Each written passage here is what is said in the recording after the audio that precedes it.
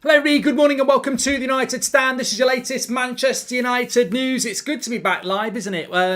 Interesting and well-observed day of Memorial yesterday in the UK. So we're all back live this morning talking about the latest news. And I want to start off with a story that was actually on Sunday night, which sort of starts the snowball effect of what will lead to lots of things to talk about this morning. We've got an interesting observation about Manchester United's ridiculous overspending on transfers compared to every other Premier League club, which fits in rather interestingly with what we're going to start off talking about, which is an article from The Athletic and Laurie Whitwell, which was on Sunday night, I believe, where he said that Erik ten Hag has spoken about planning for January window, but Manchester United execs are looking at summer 2023 for next chance to add property to squad. I don't know why I'm clapping there because I don't think it's a very good thing at all.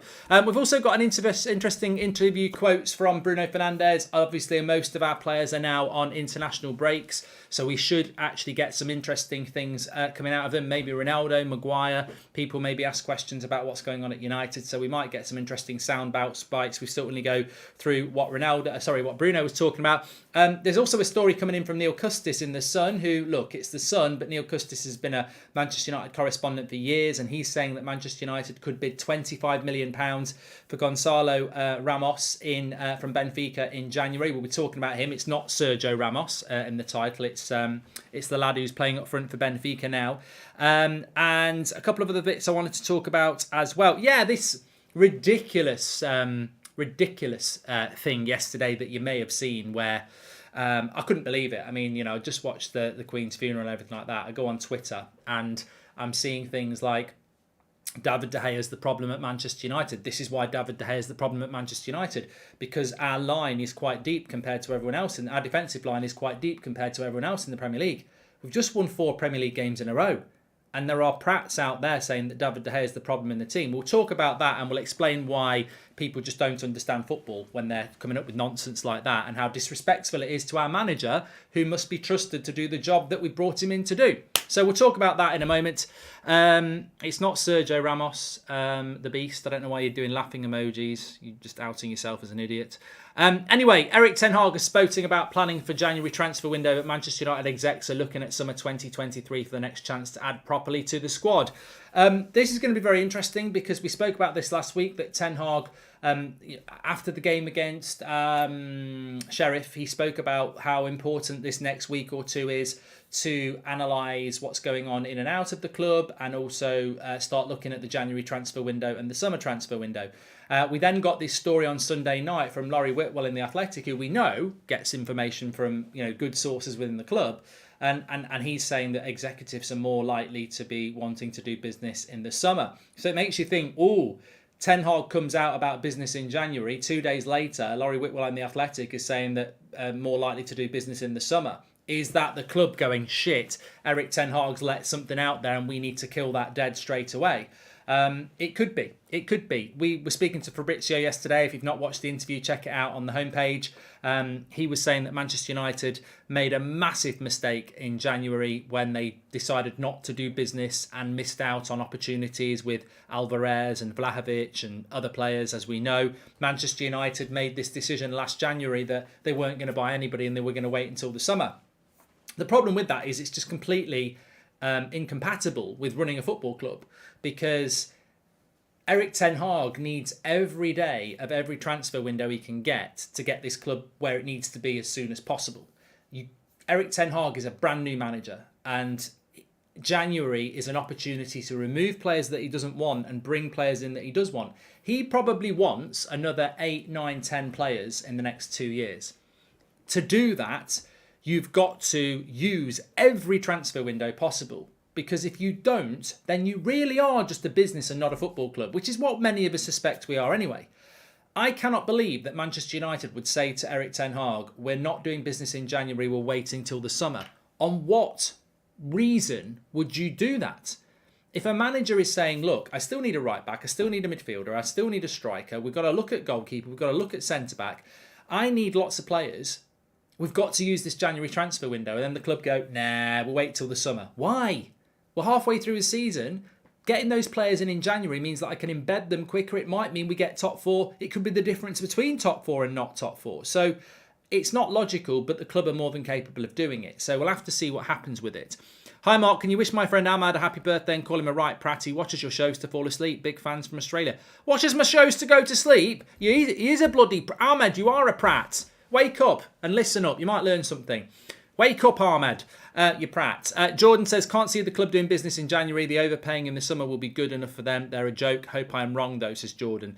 Look, if Manchester United decide to not buy players in January, this is like...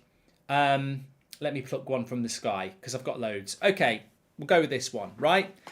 If I'm a man, which I am, and I had a shower this morning, I definitely am still a man. If I am a man and I want a wife, the farmer wants a wife. No, if I'm a man and I want a wife, I desperately want a wife, and I want a wife because that's just, what I prefer. And I decide to myself, I really want a wife. I want to build a family. I want a wife. But I'm only going to go looking for a wife on a Sunday afternoon in a certain pub in Manchester. Right? You're limiting your options straight away because there might be more opportunity for wives on a Saturday night or a Thursday night or a Saturday, a Friday night. No, I'm only going to do it on a Sunday afternoon. And you know what I mean? People will be laughing and going, oh, what's he on about? But actually, it makes complete sense. If Man United ignore the January transfer window and say they're only going to do business in the summer transfer window, you're missing opportunities. It's like being out on that Sunday afternoon looking for a wife when you could have been out on Saturday night with a lot more opportunity. There might be nothing out on Saturday night, but at least you're going out. And I just want to make it very clear that I'm married already and I'd never pay for a wife. That's wrong. Who can be the striker with the Van Persie effect, says Gullum. I don't know that will happen. But you can't, my personal belief is that we will buy players in January because, and I'm going to keep that stance all the way through till the end of January. And I'll tell you for why. You cannot run a football club and say we're not buying players until January, until the summer. You can't just ignore a transfer window when you've just brought a new manager in. You can't do that. Absolutely cannot do that. It's bloody ridiculous. You can't. It's like going on holiday and not going on the beach. Like, you can't do that. It's stupid. You cannot do it. So I agree with what Fabrizio said on the show yesterday. If the opportunity comes, Manchester United need to be ready to take it. Now, that's always a grey area because they could go, well, no opportunity arose. But there are opportunities. And, he said Jonathan David might be available. This Ramos, which we're going to talk about, he might be available in January. Who knows what's available? But you cannot close the door on January and say we're waiting till the summer because we can't, we don't want to spend or anything like that. We have to be in the market in January. There will be opportunities and we have to be ready to grab them. So I believe that we will do business. If we don't do business, then, it just shows what prats we're run by. Wake up, Ahmed. It's only 7 p.m. You lazy prat, says Michael. Antonio 19. And actually, this is a good opportunity to bring in what I was going to say here, which is there was an article, you might have seen it. We won't get Osman in January, Nigel. Maybe watch the show from yesterday and learn. We will not get Osman in January, but there was an article that came out. I say an article, you may be aware of the website.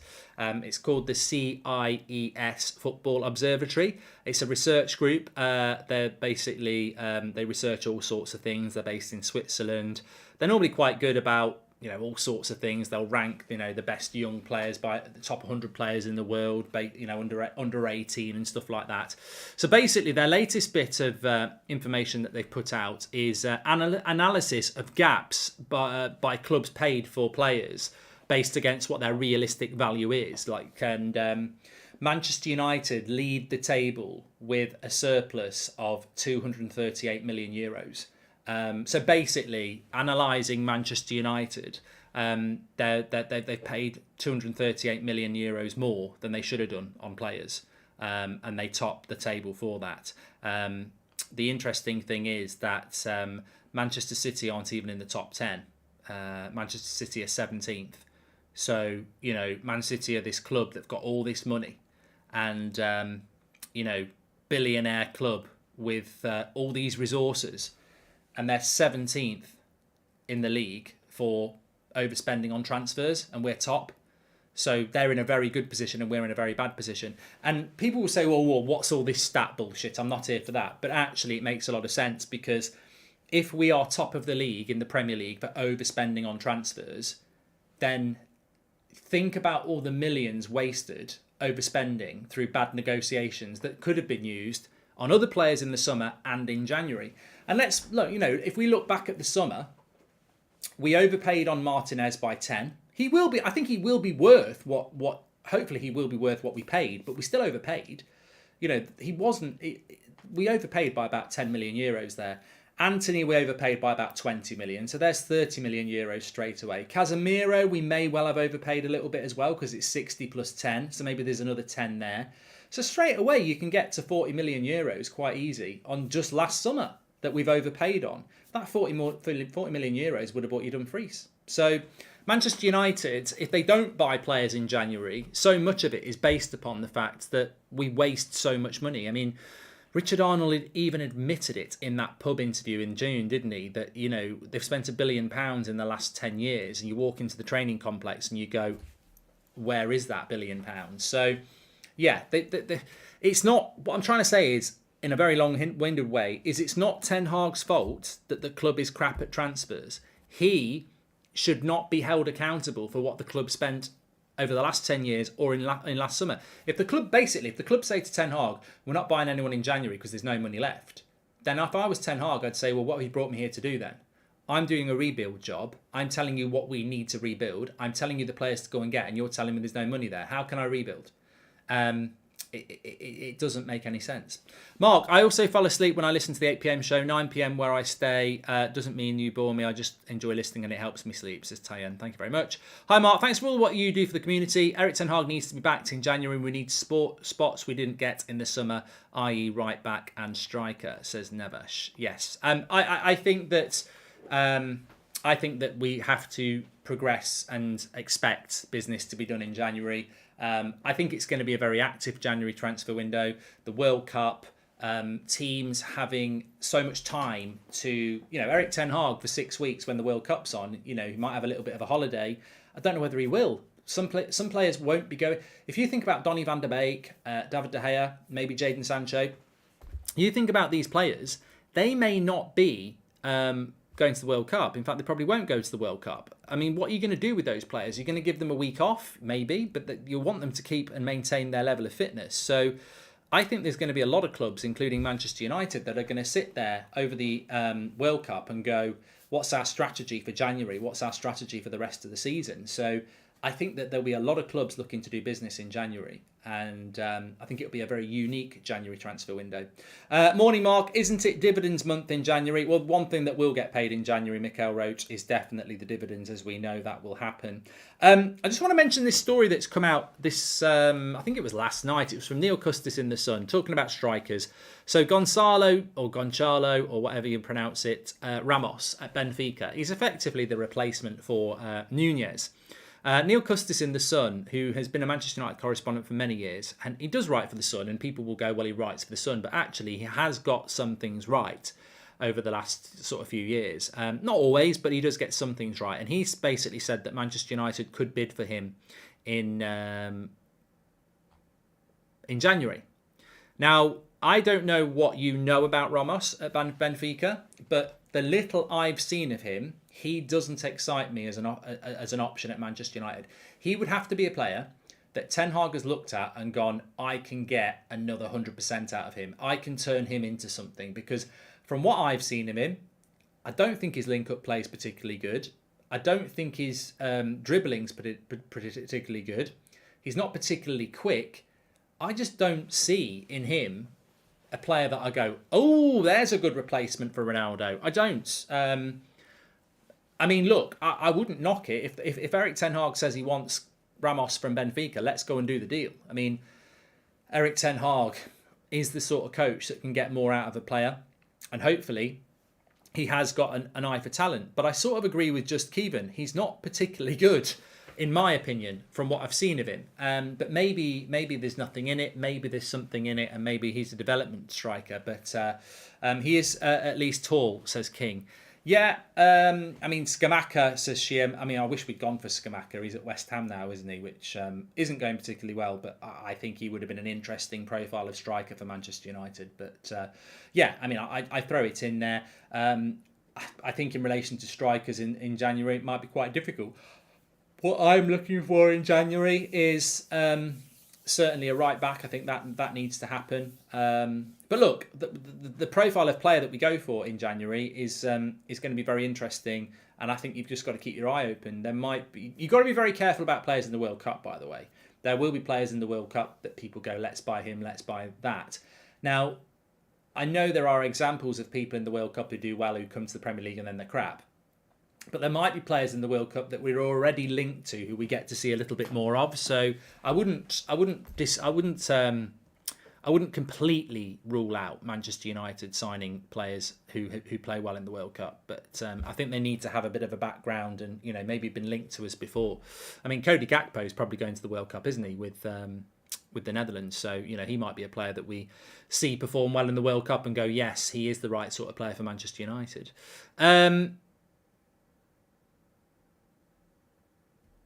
There are some comments coming in from Bruno Fernandes. I was just looking at Depravka there. So let's go through these quotes from Bruno Fernandes. There's a couple of things I want to talk about. I want to talk about this ridiculous De Gea thing that was happening on social media yesterday. I mean, look, I think it's foolish, really foolish, but we'll get into that. So Bruno Fernandes, these are direct quotes. He's on Portuguese duty. He says, first of all, Ten Hag has an idea. He has a style. You have to follow his rules. He's strict on that, and I like that. He has brought discipline, which is something I think we needed in the past. Everything must be on the same page, and everyone must be on the same page. He says, I can even fight with somebody who's my friend away from the pitch. I play against Wolves and there are many Portuguese players, but I have to kick them. I will kick them. If I have to moan at them, I will moan at them. He says, we still have a margin to improve and Ten Hag needs time to get the most out of us with his idea of playing. I believe we will get to the point with him where we establish as a team and everyone is on the same page. I think that's just the development of the team, as we know. He said that, I don't know what context, I'm just reading quotes here. He said, it's nothing to do with Ralf Rangnick. He tried his best. He is a good manager with good ideas, but it did not fit with everyone. This is because the team had been built with Ollie and his idea, and then a new manager comes in with his own idea, which is, Bruno's spot on there, to be fair. Basically saying that under Rangnick, it was a different style of play. I said to Murta and Fletcher, I feel good in the club. It is a dream come true to be here. I would like to create stability for myself and my family, but I want to be competitive. I want to win trophies and play against the best. The club was clear with that promise. I trust them. I think I'm getting the rewards of that because the club has made a mark on the market. They signed players with big qualities and big names, and now it's about us doing our job. He was asked about his moaning on the referee. He said, I play for Manchester United, so I know all the cameras are on our players, but everyone in the Premier League does that. Zaha is always moaning at the referee. It's because he gets fouled, so it is normally moans at the referee. The thing people say about how I wave my arms at my team's mates, that has never happened. That is completely a lie. I can be using my arms to ask for the ball and to tell them something about where to move the ball. We are happy when a club, which is one of the biggest in the world, is interested in you. Oh, that's from Depravka. So yeah, there are some more quotes coming in from Bruno. I mean, the first thing I would say is I think most of what he's saying, and remember, he is the captain of the club at the moment because Maguire isn't being picked. He said on Solskjaer, he still sends me messages and says congratulations for certain things. He's someone who I want to remain in touch with. I said that to him before he left the club. No problem with that. Obviously, has a good relationship with Solskjaer. I think Solskjaer's a nice guy. He's just not a very good coach. He says that Nicolas Pepe had some bad games and everyone was saying he still has to adapt to the Premier League. But when Bruno was having a bad game, it was just because he was moaning or not focused on the game. First of all, okay, yeah, I mean, it's a good interview. I mean, I could go on and on about the Bruno interview. It's a good interview. Welcome to the Members Club, Connor. Appreciate that. It's a good interview from Bruno, but I think there's some things in there where he talks about his passing game was actually really good against Brighton and Brentford, but we lost, so nobody spoke about it. But then against Southampton, he had a bad game, but he scored, so everyone was saying Bruno had a good game. I can't talk about what the media say. I can talk about what you say. And I remember you saying, because we did the player ratings, that against Southampton, Bruno didn't have a good game. He just scored a good goal. So I don't know who the people were saying that Bruno had a good game against Southampton, but he scored a goal because he scored a goal. And look, Bruno's got to be careful. He's new in the role as the captain. and we've won 4 games in the Premier League with him. So he's doing a good job. But I think there's some really good things in that interview, but probably some things he should have just steered clear from, because if I was a journalist, it makes me think, right, he pays attention, because, or if I was a pundit, I'd be like, he pays attention, and maybe even our community pays attention to be honest. I don't know, but he's definitely paying attention, because if he's talking about the moaning, and if he's talking about the passing, and if he's talking about his game not being suitable to Ten Hag, then he's listening to the critics, and he shouldn't do that. Bruno Fernandes needs to just focus on himself and be his own critic. So that's. I thought it was a good interview, but I just was a little bit like, what are you talking about Wilfried Zaha for? Being a moaner. You're obviously not happy that people are calling you a moaner. What are you talking about your passing success rate for? Because you're obviously listening to people saying that you're not going to suit. He just needs to. He just needs to do. You know, I think Bruno's a lot better this season than he was last year. I'm very impressed with what he's doing as a captain. I don't like the moaning and the petulance, but to be honest with you, if he's the captain, I don't care. My problem with Bruno was he was moaning so much at the end of last season, and he wasn't playing well, and he wasn't the captain. If he's moaning now, he is the bloody captain. It's his job to get in the ear of the referee. So I don't really have a massive problem with that anymore. You prove your critics wrong by playing well. That's what Bruno needs to realise. I get what you're saying, but it's not that easy just to take no notice of the critics. He's a human being, not a robot. At least he isn't putting his fingers in his ears versus Andorra, says Daniel Kirk. Mate, look, I completely disagree with you. I just don't think as a football player for Manchester United, you need to be responding to the critics. You know, at the end of the day, you're living the dream. You're playing for Manchester United. You just don't take any notice of the critics. You know, he's right. Like, there is, you know, some unfair criticism of him, but ultimately some of it's fair as well. You know, you don't need to talk about who else moans on the pitch. Like, they're probably talking about you because you've got a higher profile than Wilfried Zaha. You're playing for Manchester United. I know it's off topic, but it's an age difference thing between Ronaldo and the rest of the team. I'm 48 and won't hang around with 30-year-olds, says Joseph. It is off topic, and I think it's wrong, but there you go. Anyway, one thing I do want to talk about that may be a little bit controversial. If you saw this yesterday, you'll know what I'm on about. So yesterday, there was something that came out from one of these statistics sites, and it basically showed each Premier League side by their defensive line. And Manchester United were pretty much bottom out of 20 sides for the deepest defensive line. And you then got people saying things like, and I really don't like this, and I have to be careful because I know in the past I've been quite critical of players, but not really this season. Not since Ten Hag's come in. You know, I've seen an improvement in McTominay and I've applauded it. I've seen an improvement in Rashford and I've applauded it. I've seen, you know, a manager that's started with Maguire and then benched him and brought Varane and Martinez in and loved it. We've seen an improvement in Bruno and loved it. So I'm really just like, I didn't really think we should have spent all summer on De Jong. I'd rather we'd gone for Lema and somebody else. But I trusted the manager. And I just don't get what people think they're doing when they're, you know, joining hands and going in on nonsense like, oh, this is why we need to get rid of De Gea because we're playing a deep line because of David De Gea. This is why this is why David De Gea is a problem because we're playing a deep line.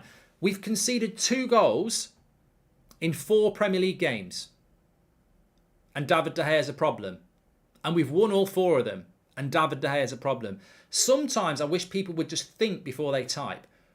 And I replied to a couple of people yesterday, and they were like, "Yeah, but it's going to be a problem. It's going to be a problem." And I'm like, hold on a minute, right?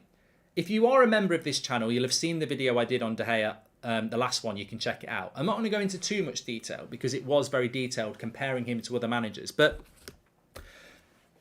first of all, right, David De Gea. What is the problem with David De Gea? He's not a sweeper keeper. He's no good with his feet. Okay, last season, and I've got these stats somewhere because I wrote them down. Last season, David De Gea was averaging 6.7 forward passes per game, right? This season, it's gone up to 10.5 per game. That's big because Ederson is only doing 11 per game. So he's doing nearly the same amount as forward passes as Ederson was, and is almost nearly doubling what he did last year. His general passes have gone up from up to 18 passes per game compared to 13.3 last year. And that's more than what Lloris does for Spurs.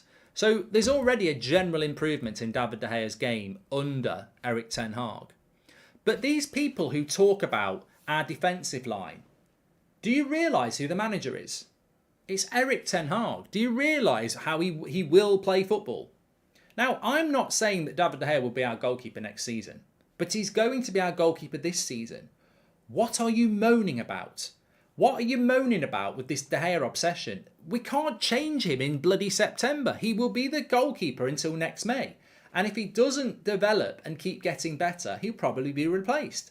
So I don't really get what this, I would call, agenda against our goalkeeper is when we need that goalkeeper to be confident and performing until May. I don't see what the point is. And also, there's a very logical reason about why we've got such a low defensive line, which I'll explain to you in a minute. But also, where's your trust in the manager? You've got all these bloody Man United managers on Twitter going, this is why De Gea's a problem, this is why De Gea's a problem. As if you don't trust what Ten Hag's going to do. And Ten Hag's plan may well be to replace De Gea in the summer. But you're moaning about it now. He can't do anything about it now. He had to do other things first. So I'm not even saying that De Gea needs to be our goalkeeper for the next 3 years. This might be his last year. But he's here for this year. Why can't you just get on board with it? Why can't you just get behind the manager and get behind the team and get behind the players that have won their last 4 games and are doing well? What point is there to keep going on about something which we know you don't want De Gea in goal? What points does it bring to positivity around the club when we've just won 4 games in a row to keep going on about it? But here is the real mic drop. Do you know why Manchester United are playing with a deep line? And I can't believe people don't realise this. Do you know why we're playing with a deep line? It's very logical, right? We lost the first 2 games, 4-0. We lost to Brentford 4-0. We got beat 2-1 by Brighton, right? Do you know what Ten Hag did? He realised we were in the shit. We'd lost our first 2 games and we were in deep shit. And our next game was Liverpool. So you know what we did? The actual tactic was a deep line and counter.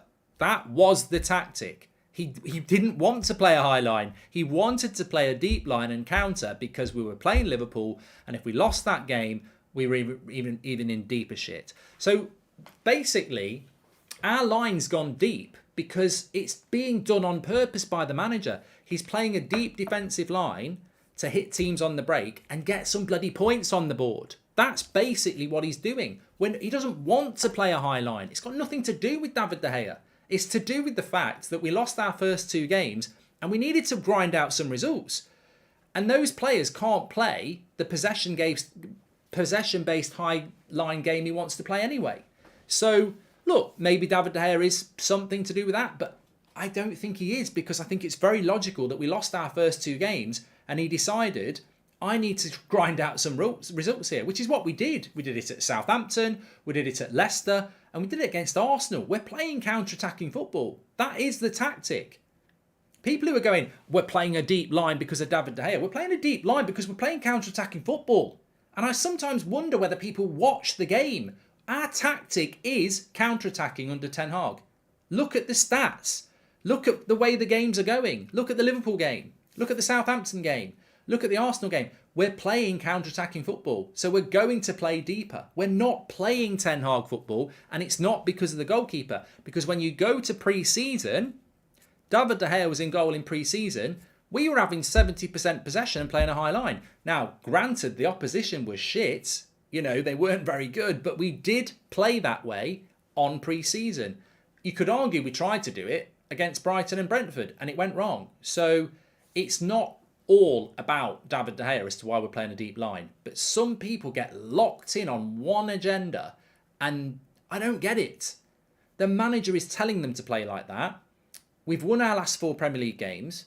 We're actually in a good position, and people want to start on the goalkeeper. And I'm like, did we lose our last 4 games then? And also, I think the big overarching thing here is, do you trust your manager? Do you trust your manager? Because what I think, or what you think, is completely irrelevant, because if he is better than you and better than me, which he is, he will know exactly where the issues are in that team. And if he thinks, like some of you do, that the reason we're playing counter-attacking football is because of David De Gea, which I completely don't think he does, but even if he does, are you not going to trust him to make those changes anyway? I just think people want to find problems when there isn't one. We're a work in progress. He's got bloody loads of work to do. And you see people going on about fucking David De Gea or Ronaldo. And you're like, this whole team was shit last year, apart from David De Gea and Ronaldo, to be fair, but the whole team was shit. And you're focusing in on one thing. You're not looking at the bigger picture. The bigger picture is the manager must be allowed to manage and build his team. And it goes right back to the start as well. You cannot say you're not buying anyone in January because we're going to buy him this summer, because he's got loads of work to do. And that's what needs to be done. And I actually do think, and I'm going to do a video this week of my top 5 David De Gea replacements, because we do need to bring a goalkeeper in, 100%. But we're not going to do it until the summer. And therefore, we need to get behind De Gea, and we need to get behind Ten Hag, and we need to get behind this team, which at the moment isn't giving us any reason to be negative. It's playing well. That defence is probably the best defence in the Premier League, and it's given us a foundation to get results. We will naturally start to move further up the pitch, but it might not happen this season because we don't actually have.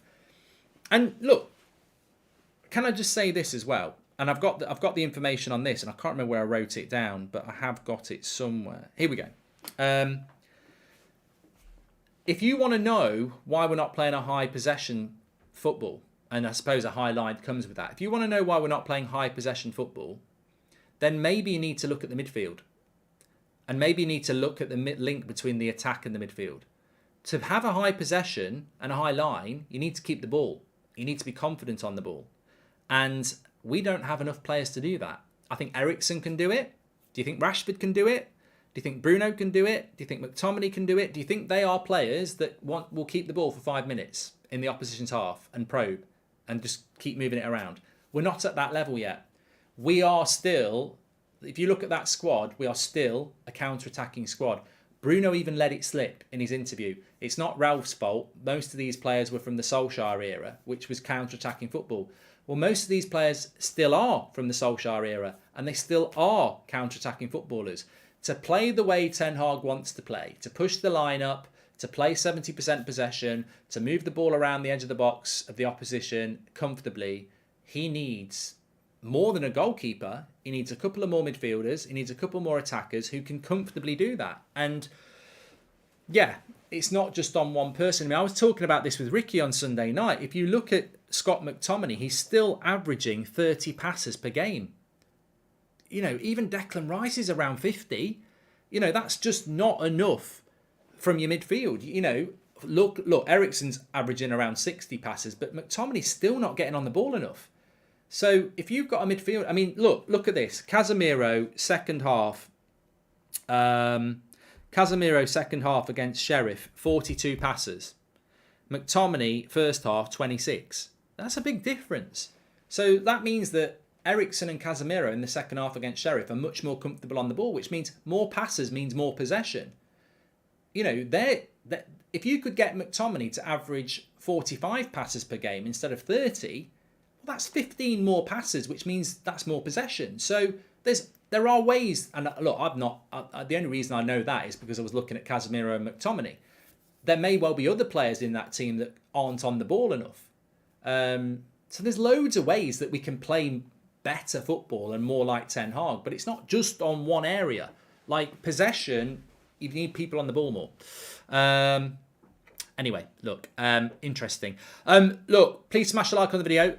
Make sure you subscribe. Lots and lots to talk about. You know what it is with me? I just really feel quite positive about what we're doing under Erik Ten Hag, and I really feel quite patient about what we're doing under Erik Ten Hag. And I've watched football for years. I've watched Sir Alex go away in the Champions League and play part of the bus football and nick a goal. I've seen us play at home in the Champions League and obliterate teams. Tactics. It's very clear what happened with Manchester United this season. We had a very, very good pre-season where we played high line, high possession football, and everyone thought we were going to take the league by storm. We tried it. We got humiliated against Brighton and Brentford, to be honest. And then Ten Hag, whatever he did on that Sunday, whether he went on a big run with them or not, he basically did something very clever. And he warned us about this when he said Pep Guardiola came into the Premier League and the first mistake he made was that he underestimated the Premier League. And I think that Ten Hag in those first two games realised He couldn't play like that. He needed to make changes. And over the last 4 games in the Premier League, he's basically made us hard to beat. He's made us hard to beat and clinical. Technically, a counter-attacking side. That is what he's done, and it's by design. And I think what's going to happen with this team is, as the confidence grows and the defence becomes solid, will become more and more and higher and higher and higher in percentage of possession, in shots on goal, on where we are as a team. We'll move higher and higher up the pitch. But he had to go back to basics. And these players, if there's one thing they do know, it's counter-attacking. And I think it was by design. I mean, when we had Ben Foster on last week, he said, look, I think it's going to be 18 months before you play anything like what Ten Hag wants to do. I'm hoping it's not going to be that long. But, you know, I would rather be on this journey where we're not conceding goals and when, you know, we're winning games 1-0, whatever, accumulating points, getting into that top 4 battle, than just, you know, hopelessly trying to do what we did against Brentford, which is play this way, which we're not ready to do yet. So I have positivity and I have trust in this manager, and I will call it out when I feel that people are wrongly or unfairly pinning issues onto a player that actually is not an issue. McTominay's not an issue. I'd like him to get on the ball more, but he's not an issue. He's playing well at the moment. Now, long term, I think he will come out of that team. You could say the same for De Gea. I think he's playing well at the moment. I think he's improved from last year.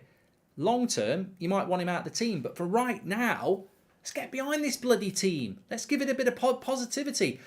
We've had plenty of reason to be toxic as a fan base for the last however many years. And we have been toxic about certain players. I've done it, you've done it, and we've had every reason to do it. The away support was singing "You're not fit to wear the shirt," and they were 100% right to do that. But when things are going wrong, I don't get the negativity. I don't get the toxicity. That, to me, is something that we need to call out and argue about and debate. Not, you know, attacking players when things are going well. Maybe we just become so used to attacking players because things have been going badly. But I remember the good times at United. I remember what it's like to be good. You don't start calling your players out in those times. You don't. You can say, I don't think they should be in the team. You can highlight their weaknesses, but you don't start attacking your own players when they're doing well. That's not what Manchester United's about, in my opinion. So, anyway, thanks everyone for watching. We have got Ben Foster on the show at 2 o'clock, by the way. You'll really love this video. So, obviously, Ben Foster's just retired. He's a Premier League goalkeeper, formerly at Manchester United, been on many an England international duty. So, I wanted a bit of insight on what it's like for the players who go on international duty. Is it a break? You know, is it good for you? He spoke about that in quite detail. But more importantly, I wanted to know what it's like when you're behind, because for the last few years at Watford, he wouldn't have been on international duty. So what happens on the 2 weeks? Because you lose about 80% of your first team. So what will be happening at United for the players like Donny van der Beek, Jadon Sancho, Marcus Rashford, David De Gea? Really interesting, Ben Foster. And we spoke about a few other things. That's coming up at 2 o'clock. So thanks everyone for watching. Smash a like. Really enjoyed the video. Good to be back live. Obviously, we'll be live every night at 8 o'clock and every morning at 10 o'clock this week. So it's back now. We've got some other great bits of content for you that we don't normally get to do as well. So, yeah, watch out, subscribe, smash a like, and I'll speak to you all in a bit. Good to be back. Thanks to Michelle, who's a member. She says, thanks, Mark. Great show today. Thanks, show, everybody. Great show, everyone. Yeah? Thumbs up. Speak to you in a bit.